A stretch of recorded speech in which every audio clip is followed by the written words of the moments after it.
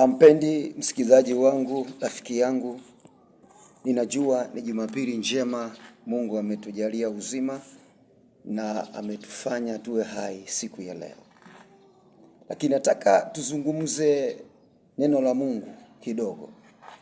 Tuone namna gani Yesu alipokuwa duniani, jinsi alivyokutana na watu ambao walikuwa ni wahuni, ambao walikuwa ni vibaka, wamekaa kwenye nyumba ya Baba wanafanya biashara. Yesu mwenyewe wakati yuko duniani alikutana na watu ambao wanafanya biashara duniani. Wanafanya biashara mpaka kwenye nyumba ya ibada.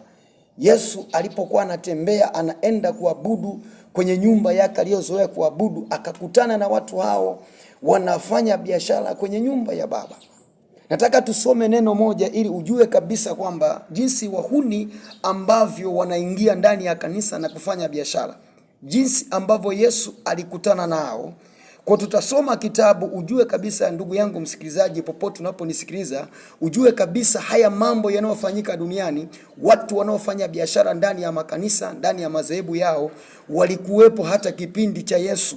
Yesu aliwakuta mwenyewe akiwa duniani, aliwakuta wanafanya biashara. Sasa nataka nikutajie kifungu, nikutajie kitabu ambacho Yesu aliona live kabisa watu wanafanya biashara. Tukisoma kitabu cha Luka mtakatifu, Injili ya Luka mtakatifu sura ya 19 mstari wa 45. Naomba unifate na unisikilize ninachokiongea siku ya leo. Neno la Mungu linasema, Luka 19 mstari wa 45. Yesu anasema hivi: akaingia hekaluni, akaanza kuwatoa wale waliokuwa wakifanya biashara. 46, akiwaambia, imeandikwa, nyumba yangu itakuwa nyumba ya sala, lakini ninyi mmeifanya pango la wanyang'anyi. Wakati Yesu anatembea duniani, anahubiri Injili, anaenda kwenye nyumba ya ibada.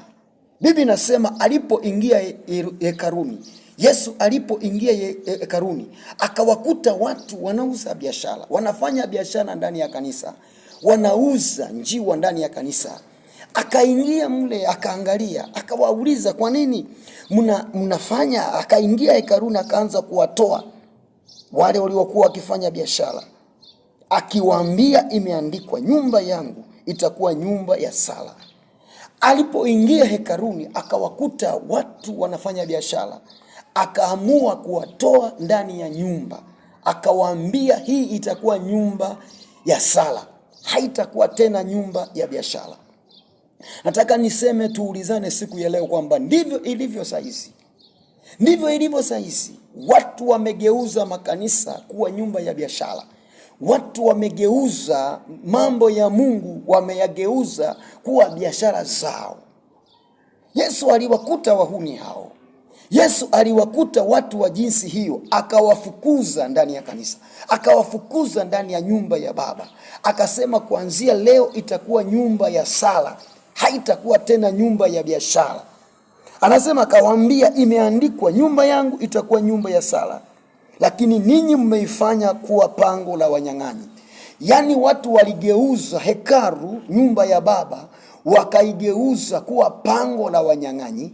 Manake kwenye pango la wanyang'anyi, manake kuna waizi, kuna matapeli, kuna wavuta sigara, kuna wazinzi kwenye pango hilo. Wanyang'anyi akawakuta ndani ya hekalu, akawafukuza na kuambia kwamba nyumba hii itakuwa